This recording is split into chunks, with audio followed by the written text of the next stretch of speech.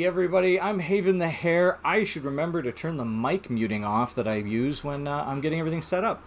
Can you hear me now, he says, because I'm pretty sure that you can.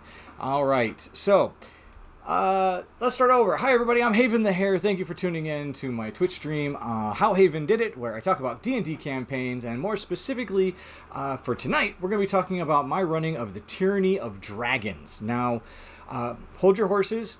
I've been playing D&D for like 30 odd years, and this is the first time I've actually ever ran a real module. Now, part of the reason for that is that I was raised, we always played homebrew stuff. We always made everything up. That was part of the what made D&D so much fun and so exciting for us, was the fact that we could make it all up. The whole universe, everything was up to us. So I decided when my daughter asked me to start playing D&D with her that I wanted to take on running at least one module, because there's this entire mythos and this entire amount of of information for the Sword Coast that everybody else knows who plays D&D and I don't. I was like, felt like I was missing a joke. I'd miss stories and stuff.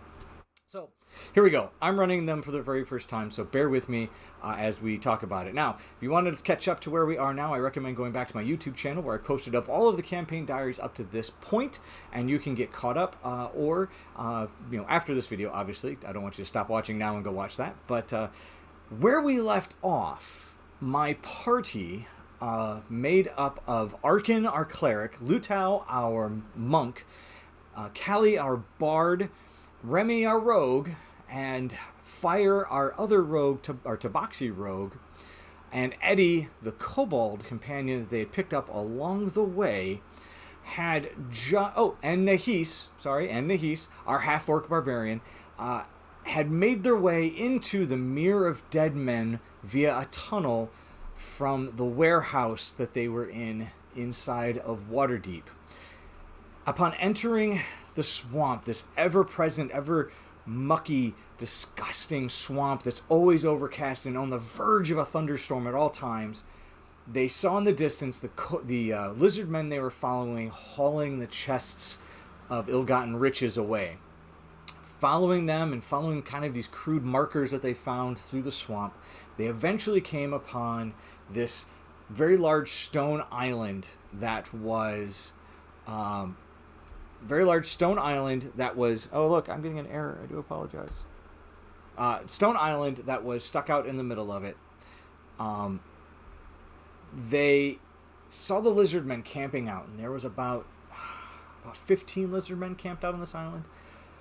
The party decided that instead of approaching that, they were going to go off the beaten path and swim/walk and wade their way around this island to see what was on the other side. So the party splits off and they go in this muck-high water that they're having to somewhat push through. Callie decides this is a horrible idea, cast flight, and she proceeds to fly slightly above the water, staying with her party. And they make their way all the way around. By the time they get about 2/3 of the way around the island, they realize that it's getting deeper. The water's getting deeper. There's less muck and stuff. And they end up actually to the point where they start having to swim as they get to the far side of the island. And they realize that it's actually now completely watery, like lake, muck water. So the party, at this point, decides that they are going to have a slight argument over what they should do. Go back, go forward, and they end up actually getting into a little bit of heat argument. Now, they're only about 60 to 80 feet away from the island. Their arguing draws the attention of the lizard men camped out on the island, and the party is is alerted to their presence when the javelins start landing just short of the party, or javelin spears. You get the idea. The party turns their attention to these lizard men, which now see them at the edge of it and are pointing out to the water and threatening to throw more javelins at them. The party then charges towards the island. More thrown objects are tossed into the water. Some of the lizard men jump into the water to meet the party, and a battle ensues between these lizard men and the party. Some of the party gets sucked underwater, and the battle actually, fighting is happening underwater while they're trying to be drowned by the lizard men. A more memorable moment is when Nahis got to the point where she could actually get some, under some ground underneath her, and charges to the island, smashing up two of the canoes that are there, flipping them over and spilling the lizard men out of the canoes that were trying to climb into them. Eventually, though, this battle is actually very short, and the party wipes out half of the lizard men in very short order. And at that point, the lizardmen give up. They, oh, you're a lot stronger than we thought. We're done. Now, the lizardmen, about half of them were knocked out. The other half were slain. The party actually offers to resurrect and bring back some of the lizardmen they could as a show of good faith. And they end up actually talking with the lizardmen for a few, because one of the lizardmen starts making an offer to these strong warriors that if they help them, that they will be paid. Maybe they can help them.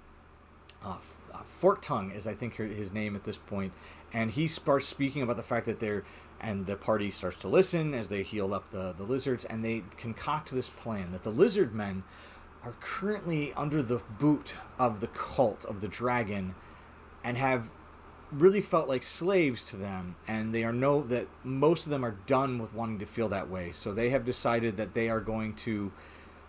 that this might be an opportunity with the help of the heroes to maybe turn the tides. They also explain that the cult has also taken a liking to the Gnolls that live in this swamp and elevated the Gnolls to a level that above the lizard men, to the point where the lizard men are being stepped on by not only the cult and the humanoids that are within it, but also these Gnolls that they once were almost equals with have now become better than them. The party agrees, and the lizard men agree to take them with the rest of the treasure back by canoe to their encampment outside of the castle that the cult is currently using as a base of operations in the Mirror of the Dead. So, making their way deep into the swamp, they eventually make their way to the castle, and this flat monstrosity of a castle is just kind of like a stone abomination coming out of this natural swamp of death and decay of stone, kind of rebelling against the death that's in this swamp. Around it is the village of what's left of the village, I should say, of the lizard men. Ramshackle huts, mud, made of with bent roots and such, holding it together. The party makes their way into this encampment and talks to a couple of the elders, or snuck in. The elders agree that they too want to see that they can beat the Gnolls and maybe take their place, as less than slaves. They understand their spot is never to necessarily rule, but they're tired of being stepped on and treated like garbage by the Gnolls. But they're not before the leaders of the lizardmen are willing to throw in with the adventurers to get to attack the castle and take it back. They need some proof. They challenge the adventurers that if they can prove their worth by maybe taking out one of the very powerful shamans of the Gnolls, that then would be willing to then help them take the castle and help them in finding whatever it is they need from the cult and find the information from the cultists that's hidden within the castle. So they planned at this point that they're going to lay siege to this castle full of Gnolls and humanoid cultists. Just before they leave, they do catch a glimpse, though, of a black dragonborn or half dragon that comes out and speaks to the lizard men and tells them that they should be rewarded, that they have found one of the things they were looking for, and that they shall feed the lizard men a feast. And so they bring out all this food from the castle and feed most of the lizard men. It's kind of an empty gesture of goodwill. The party does agree to go follow the shaman and his hunting party as it goes off into the woods, into the swamp to hunt trolls. They follow the Gnolls until they're way past the camp, so out of earshot in case anything happens. So they follow for a few hours deeper into the swamp, avoiding some of its own perils. But eventually, before they actually get to the troll, the Gnolls kind of sense something, and they bunch up really well, and they're starting to talk. And the party realizes that they might have been found out, and that their tracking might have been a little too close. They quickly had already surmised their plan that as soon as they got to it, they were going to have a Callie cast Shatter to blow apart a bunch of either the trees nearby. Instead, she casts it actually on the group itself and shatters on the actual shaman itself, causing damage to the shaman and shoving back a bunch of the Gnolls. The battle is very quick, actually, by some really great rules by the players. They actually end up taking down the pack leaders and the Gnoll and the shaman and the few minor Gnolls that are with them. It's a hunting party of about 5 or 6. And as the shaman dies, though, this essence kind of comes out that cackles at them as they go and says, "I see you," and then disappears. And then the shaman's body becomes this husk, like dried out, like it should have died a long time ago. Just like almost the essence of this magic that was holding it in place is what actually kept it there. Searching the bodies, though, they come across a few interesting items. It looks like maybe the shaman was getting its power not necessarily but more from the possession it was under, as well as these magical items that it had found. They find a ring of evasion that has more of an elven look to it. They find this rotten cloak that's actually a cloak of regeneration that helps you regenerate a little bit. And they find a wand of wonder. Callie, the bard, takes the wand of wonder and immediately tries casting it to shoot diamonds and stuff out of it. It's kind of funny. No, actually, I take that back. The shaman actually cast diamonds all everything, and the party ended up searching them. Callie, I think, ended up actually teleporting or turning herself invisible when she used it. Either way, it was kind of funny. They gather up the magical items. They then take the head of the shaman with them and return, sneaking back into the camp, now into the cover of night, and find their way to the leader of the lizard men's tent. The lizard men are fully engaged now. Yes, we will help you, but you seem to have drawn the favor of our master. Your master? Thought you're trying to get out from your master. And no. The master of the swamp has asked for an audience with you.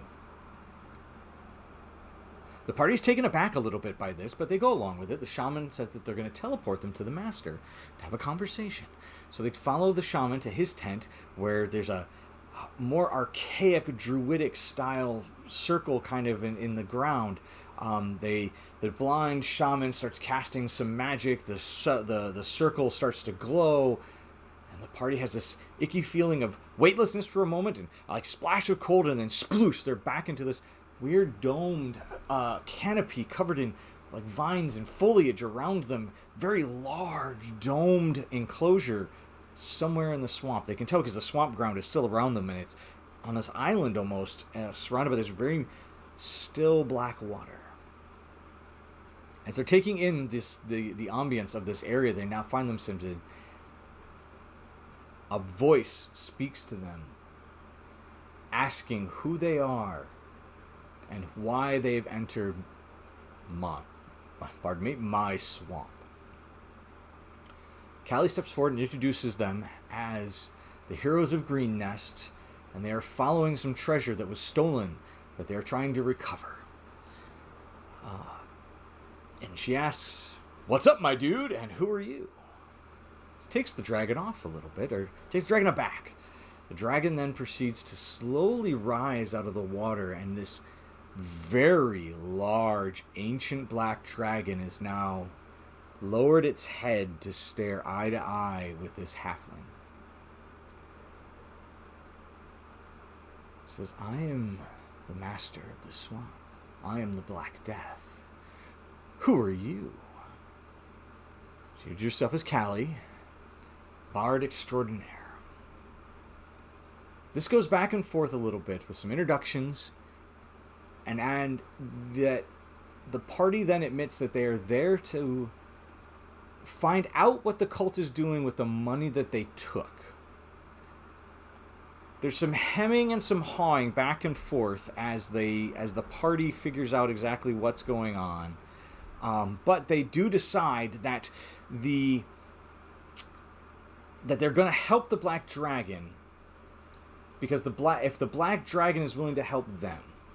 They play on its vanity a little bit by explaining that they are here to actually help stop the cult from bringing back Tiamat. Because, don't you know, if they understand correctly, if Tiamat comes back, then this dragon, this ancient black dragon, is no longer the top of the food chain. The dragon agrees that maybe having Tiamat come back isn't necessarily in its best interest. So it agrees to help them with possibly attacking that castle, and possibly also helping out with Tiamat if they can prove, if they are willing to do a favor for this dragon and bring them some magical items that will increase its power so they feel confident enough to take on the queen.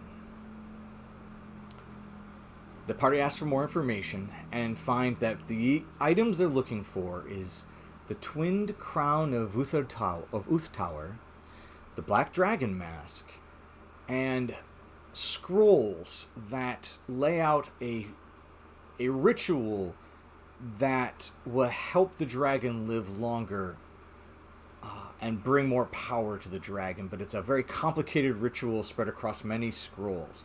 Now, these scrolls were already collected once by some dwarves many, many, many years ago before the Mirror of the Dead Men, but they still lie in the towers that those dwarves inhabited. That the twinned crown should still be in its resting place in the burial chambers beneath what's left of Uthtower Tower. And lastly, that the black dragon mask is at an excavation site where a Dracolich had died. And if, while looking for the black dragon match, that they could find some of the bones of the Dracolich and bring them back, be even greatly appreciative. The party agrees to do this, but they want some assurances.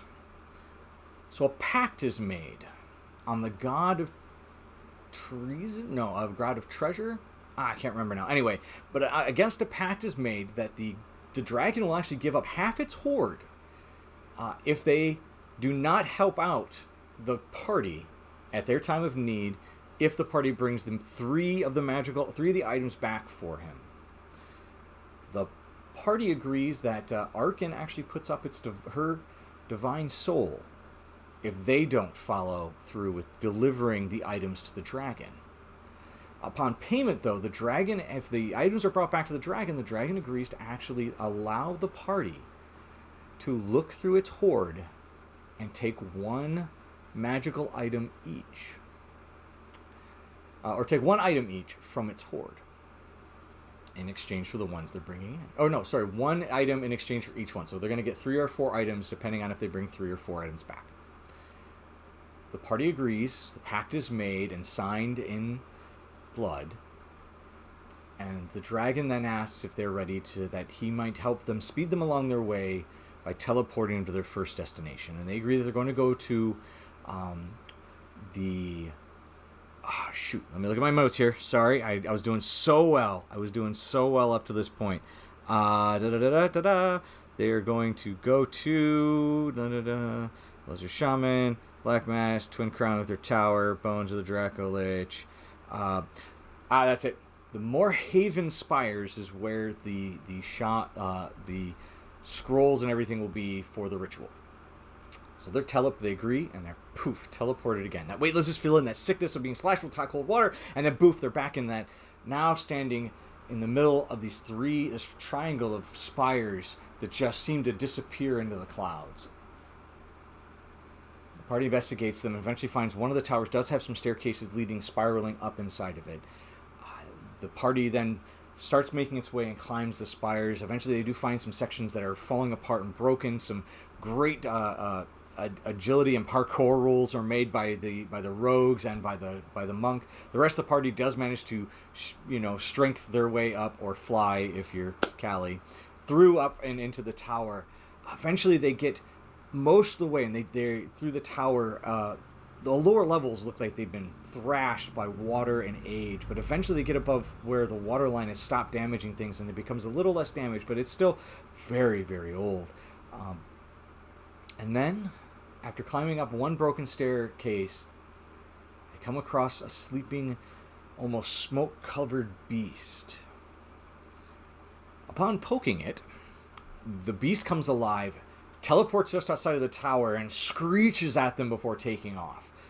The party then proceeds to continue up into the tower and make its way across one of the bridges across the towers, because the tower they're in has started to collapse even more. Halfway across the bridge, now hundreds of feet in the air, they hear the screech again. And now two Gloomstalkers come swooping down out of the clouds to attack the party on the bridge.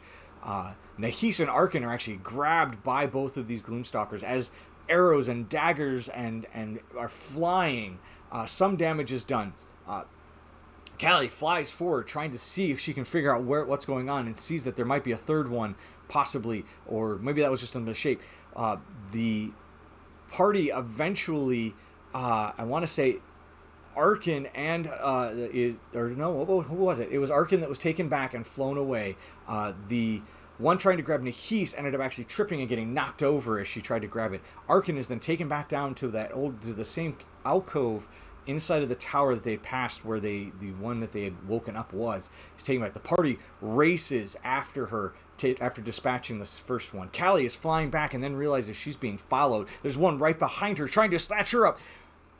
Some aerial combat then happens between a bard and a gloomstalker as they race back, and the rest of the party races back across the bridge and down the tower to find Arkin. Just as Arkin actually manages to dispatch this partially damaged gloomstalker. The last gloomstalker, following Callie, flies into the cave, and then the rest of the party latches on and attacks it and kills it. It looks like these are the only 3 that were in here, because the party then spreads out and is a little more cautious, but they spread out through the rest of the 3 towers, eventually exploring all of them, finding the scrolls that were needed, also finding a few magical items in gold, mostly left behind as the gloomstalkers looked like it had eaten or had found food in the form of people. The party collects their things, takes a long rest, regains its strength, and decides that they're going to move on to the next part. They make their way across the swamp on their way to the Uther Tower. On the way, though, they realize they might be being followed. Callie decides she's going to investigate and flies across the water to figure out what it is that's possibly following them. And as she's looking deep into the murky water, a giant crocodile jumps out of the water and snatches her out of the air. Some crunching sounds happen, some fighting happens. The rest of the party races up, kills the crocodile, knocking it unconscious and releasing Callie. They realize there's another crocodile somewhere out in the water a little bit further away. And the party then makes its way, healing up Callie a little bit, to Uther Tower. It's about dusk when they reach Uther Tower. They find it inhabited. At least they see a few humanoids moving around the lower level, and a few sentry skeletons kind of just ambling about. Deciding to press their luck, Callie and the Tabaxi rogue walk up to the front of the door and introduce themselves and say, "Hey, we're here to join up with you. We are sent by Home Command," or something along those lines. The occupants don't necessarily buy it. They actually say that, no, you should come back later once we're done with the ritual. We shouldn't be interrupting the ritual. Come back in the morning. They try and press a little bit, but they really are sticking their ground. Meeting back up with the rest of the party, they decide there's actually some stiff argument on what to do next. Eventually, Arkin has had enough of this and decides that it's undead, it must die. Proceeds to kill...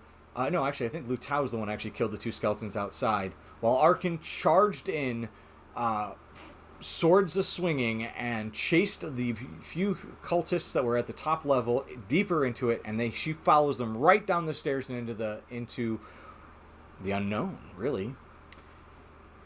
The party kind of shakes their heads and watch this happen. Remy decides that she can't let the cleric go alone and follows her.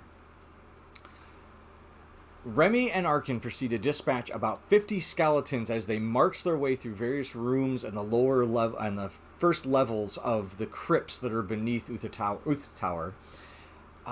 Eventually, the rest of the party does decide to follow them in, but just about the point where they actually cleaned out most of the skeletons, and a lot of turn undead at high level. They reach the party gathers once more at the giant doors leading to the burial chamber beneath Uther Tower. They can feel this arcane and necrotic energy kind of pulsating from inside of the room. They start banging on the door. They're told they actually hear somebody yelling for them to leave us now or be destroyed. The party The Havenettes do not take this warning lightly and proceed to bash on the door, and eventually, using, I want to say,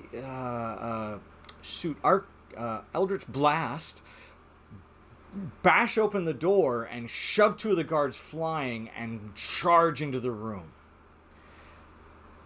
Combat ensues. There's about 14 guards, cultists in this room, and then one very high-level priest, necromancer, who seems to be in the middle of casting this ritual in the lower pit of this burial chamber. The cultists start to attack. The party starts to attack. Now, a cool thing happens at this moment where our Tabaxi rogue Fire, starts to move forward and casts Duplicity, and a mirror image of her appears about 30 feet in front of her, right in front of some of the other cultists. She then joins, and both her and her duplicate charge some of the cultists. The party's taken aback. Wait, now there's two giant 6-foot-tall black Tabaxi rogues? But not for long, and they collect themselves and immediately put on a very spectacular attack, dispatching cultists left and right. The necromancer, though, is not giving up without a fight, raising his fallen cultists to attack again as zombies. The party does take its time, and eventually, after a grueling battle, dispatches all of the cultists, leaving just the necromancer, who has been teleporting around the room, casting spells and knocking people out. Oh, I will say that the opening salvo from the bard was to cast Stinking Cloud. Callie cast Stinking Cloud in the center of the room, right on top of the necromancer and his 3 more higher level cultists, kind of removing them from the combat for a first round or two. The normal cultists are all charging in, firing arrows, swinging swords, slashing and attacking the party. They eventually are dispatched. Nahis charging deep down to the pit. The Stinking Cloud is dropped as the other cultists had left it, had already teleported out. She dispatches some of the spell-slinging cultists. The one point, the necromancer does teleport out to the back, and right next to Arkin, and gets an attack in on Arkin of trying to cast a Ray of Enfeeblement on her. It fails, unfortunately, and he realizes maybe this was a bad idea and teleports back out of there. By the end of the combat, though, Arkin shouts to the rest of her party, "Take him alive!" To which Lutau, backflipping, cartwheeling, and otherwise acrobatically swings across the pit to strike him with a couple of stunning strikes, stunning him, which is enough of an opening that allows Fire to rush forward and drop her charm of entanglement on him, the vines erupting out of the stonework and wrapping around his stunned form. He's then knocked unconscious, I want to say by Eddie or by Lutau. The unconscious necromancer is then tied up, and the vines are allowed to drop. The party circles around him, at the ready, daggers and arrows daggers ready to be thrown. Arrows are notched and ready to fire. Both Nahis has got her blades, her axes out. Lutau is ready with his staff, and they bring the necromancer back to consciousness. Arkin tells him, "Don't try and escape." To which he immediately starts to cast a spell. Knowing that he's been casting this spell numerous times, Dimension Door, to pop in and out around this room, the party just lets him have it and kill him. Taken aback by the turn of events and unfortunately not being able to kill him, they take a step back and are like, But just as they do, this booming demonic voice echoes through the entire chamber. "Death will not release you from your commitment or failure." And suddenly, all of the bodies collected in this room slam towards the fallen body of the necromancer. The party is taken by shock by this. Half the party's knocked over. Fire's knocked over. Eddie is knocked over. Nahis is knocked over, and Arkin are knocked over. The bodies then start to congeal and mass and combine into this grotesque pile of muscle and flesh and bone that slowly starts to take the form of a rough humanoid. When she got knocked down, Fire's backpack, holding her displacer kitten, falls forward, and the displacer kitten tries to escape, or is knocked free, I should say. Fire grabs the kitten, but unfortunately being knocked over, it knocks her over, and she's not able to actually hold on to the kitten. The kitten escapes and is now taking up a defensive position between her and this mass of flesh. This bone and flesh golem immediately cackles out this horrific laughter that unfortunately petrifies in fear both Callie and Fire.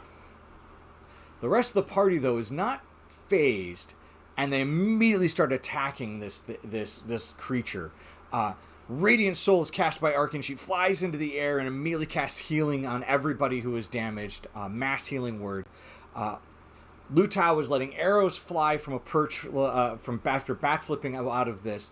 Now Nahis rears forward, pulls her both Fire and I want to say who was the other one that was knocked down next to it? Fire and Callie pulls them up and out of the way. The beast slams down but misses its attacks as they leave its engagement. The kitten attacks, misses. Proceeds to just gnaw on some of the bones that really didn't become part of this construct. The rest of the party just starts hammering. Knives are thrown, arrows are thrown, stabs are swung. Nahis, unfortunately, is taking the majority of the attack and ends up being grappled numerous times by this beast, by this creature with its giant mittens of mass thuddy things of flesh that are holding her in place. Eventually, though, they do knock it all the way down, and carving chunks of flesh from it do destroy it. And Remy gets the final dagger strikes upon it, severing the last connection to this mass holding Nahis down. And it loses its hold on itself, and the bodies and flesh just fall apart all over the kitten and all over the lower halves of Callie and Fire, and all over Nahis because she's knocked prone on the ground. The party picks themselves up, dusts themselves off, cleans themselves off, wiping this gunk off of the disgusting parts of it. The kitten is just licking itself clean. The party starts to investigate around. They realize this is actually a burial chamber, and so they try not to disturb any of the graves that don't look like they've been disturbed recently. They don't want to disturb the actual departed that live here. Nahis, in her cleaning herself off, goes to lean on the altar that was assembled in the center and realizes that maybe it was not a bad idea, or that it was a bad idea, and she ends up knocking it over and shoving it to the side a little bit and revealing a stash pile that was underneath it. Within the stash pile, they find a few magical items, a ring of spell storing. They also find a boots of elven kind, a locked box with the twinned crown in it that Lutao puts on for a short time, scowls, and then takes off before tucking into his belt. They also find a lot of money being stashed away here. A few spells as well. And one of the spells they find is a divine spell that once nobody else can read it, but once Arkin's able to read it, it actually is a blessing, and it blesses her armor and gives her a +1 suit of armor from a deity that she is familiar with, but she doesn't want to share that information. We'll just leave it at that. As the party is leaving, and they decide they're going to make their way back up to the upper levels where it was more furnished, and they seem to be stockpiling some food. They're making their way up, and this is when they realize that the kitten, the displacer kitten, is carrying something. And they realize it is a crown of bone the kitten has managed to find and is now holding on to very happily like it's a toy.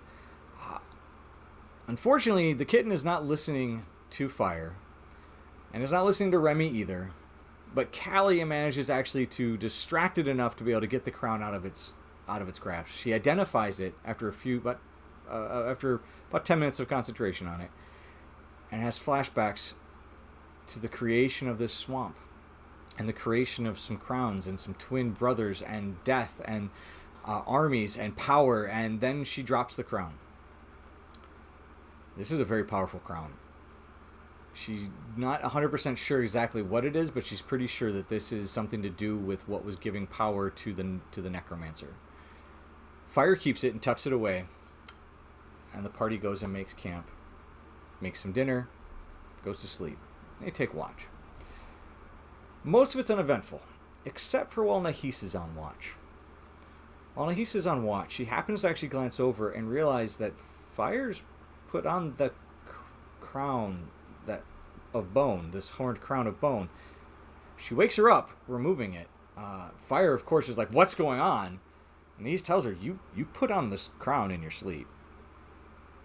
She wakes up Arkin as well, and to take the next watch with Fire, and they describe what's going on.